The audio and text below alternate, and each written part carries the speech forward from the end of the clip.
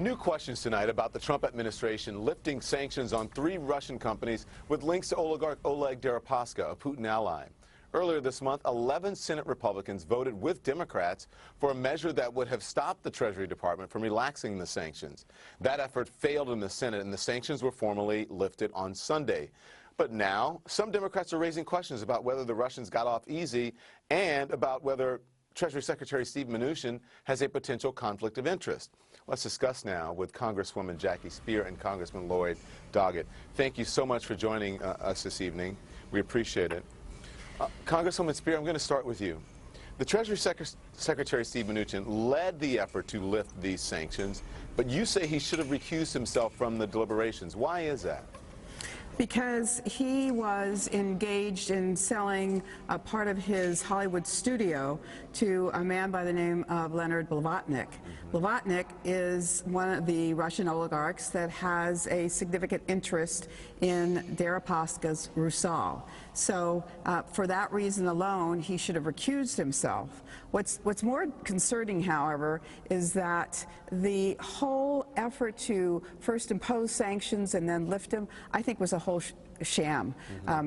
It was extended, which is highly irregular, to extend the period of time before imposing the sanctions. And then when you look at how much Deripaska still has an interest, if you count his wife, his father-in-law, his foundation, it's still over 50%. Since you mentioned Blavatnik, let me just read this. This is a spokesman for the Treasury Department responding to the letter that you wrote, Mnuchin. And here's what they say, okay? They say, "We received the letter from Representative Speier. Her concerns are premised on false information.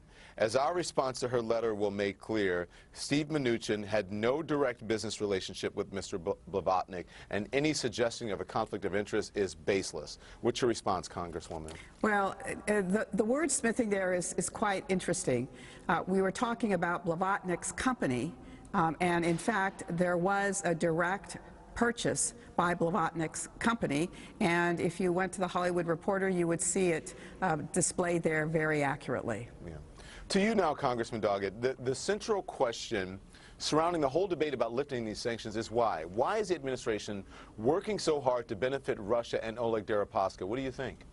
Well, Don, as you mentioned, they did this Sunday afternoon. I think they work 7 days a week, 8 days if they could, to show favoritism to the Russians. I first got involved with this last summer when 3 days after Trump's surrender to Putin in Helsinki, they dug out of thousands, literally thousands of applications for exemptions from Trump tariffs, mostly from American businesses, and they pulled out Rusal, this Deripaska company, and they granted it an exemption.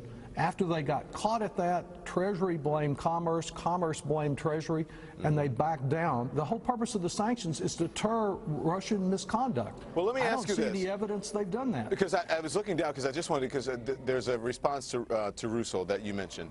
Mnuchin says that they forced Deripaska to give up substantial control of the company you mentioned, Rusal. But this is what the New York Times reports about the confidential document outlining the deal, okay? They say the deal contains provisions that free him from hundreds of millions of dollars in debt while leaving him and his allies with majority ownership of the most important company. Is Deripaska, you say, is he laughing all the way to the bank on this one? Absolutely. It's a real shell game. He continues to have substantial influence over what this business does. Treasury Secretary Mnuchin set an arbitrary 50% rule. That is, if Deripaska went below 50% of the shares, he no longer exercised control.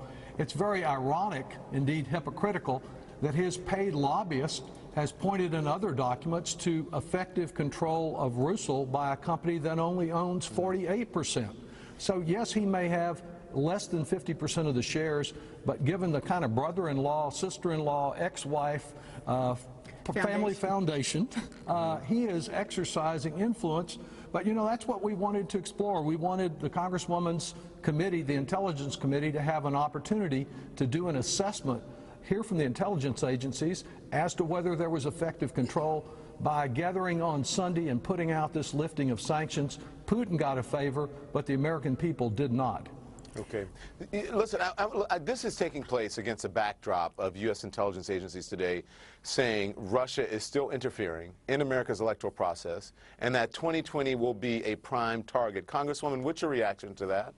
Well, I think it's a stunning exposure once again of how Russia has been very successful at intervening in our elections, getting into our electrical grid, and I think is yet another example of how we are asleep at the switch. The President of the United States has a far too cozy relationship with Vladimir Putin, and the sanction relief is just yet another example of how they felt they had their hands in the cookie jar. They had to show that they were putting some sanctions together. They then lift the sanctions, which is unprecedented unless there's national security interests. And I think we're going to see more of it. Congresswoman, Congressman, thank you so much. I appreciate your time. Thank you, Don. Thank you.